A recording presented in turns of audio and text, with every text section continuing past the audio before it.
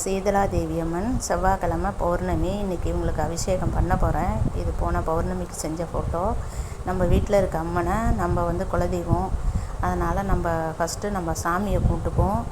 அதுக்கு அடுத்தபடியாக நம்மளோட குலதெய்வம் பக்கத்தில் இருந்தாங்கன்னா அவங்களுக்கு போயிட்டு நம்மளோட ஐயனாரப்பா அடுத்தது போட்டிருக்கேன் ஃபோட்டோ. அவங்களுக்கு போயிட்டு ஒரு அர்ச்சனை பண்ணிவிட்டு மாலை கட்டி போட்டு சாமியை கும்பிட்டுட்டு வரலாம். அப்படி போக முடியாது, எட்ட இருக்காங்க, எங்களால் போக முடியாதுன்னு சொன்னால் நம்ம வீட்டிலையே வச்சுருப்பீங்க, குலதெய்வ விளக்கு வச்சுருப்பீங்க, குலதெய்வத்துக்குன்னு ஒரு படம் வச்சுருப்பீங்க, ஒரு இடம் வச்சுருப்பீங்க.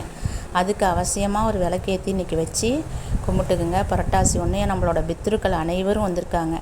இப்போ பார்த்திங்கன்னா நம்ம குலதெய்வத்தோட ஆசீர்வாதமும் பித்ருக்களோட ஆசீர்வாதமும் இருந்தால்தான் நம்ம எங்கே போய் அர்ச்சனை பண்ணாலுமே சாமி கும்பிட்டாலுமே நமக்கு அது பலன் தரும். பெரிய பெரிய கோயிலுக்கெல்லாம் போயிட்டு வரணும், எல்லாம் செய்வோம், ஆனால் பலன் இருக்காது. இவங்களோட ஆசீர்வாதம் நமக்கு கிடைச்சால்தான் நமக்கு அந்த பலன் கிடைக்கும். நம்ம இஷ்ட தெய்வத்தையே கும்பிட்டாலும் கூட நமக்கு குலதெய்வம்னா யார்?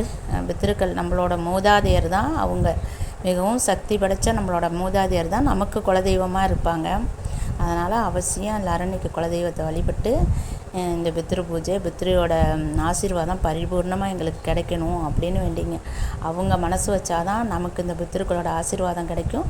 பித்ருக்கள் நம்மளை ஆசீர்வதிச்சாதான் நம்ம குலதெய்வமே நமக்கு ஆசி வழங்கும். அப்படிதான் மற்ற சிவன் பெருமாள் எல்லாருமே நமக்கு ஆசீர்வாதம் வழங்குவாங்க. அதனால் ஃபஸ்ட்டு குலதெய்வத்தை வழங்கிக்கிங்க. அதுக்கப்புறம் நம்ம வீட்டில்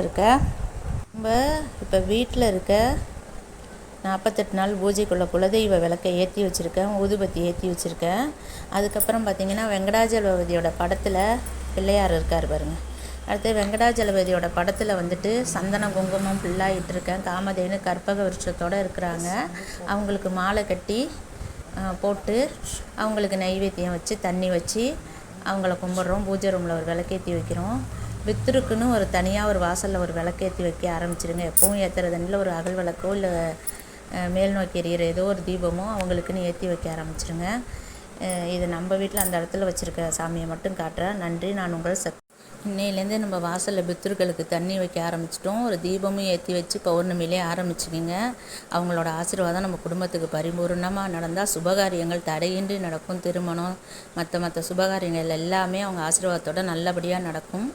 நான் உங்கள் சக்தியுமா. நம்ம சேனலை லைக் பண்ணுங்கள், ஷேர் பண்ணுங்கள், சப்ஸ்கிரைப் பண்ணுங்கள். எல்லாருக்கும் சொல்லுங்கள்.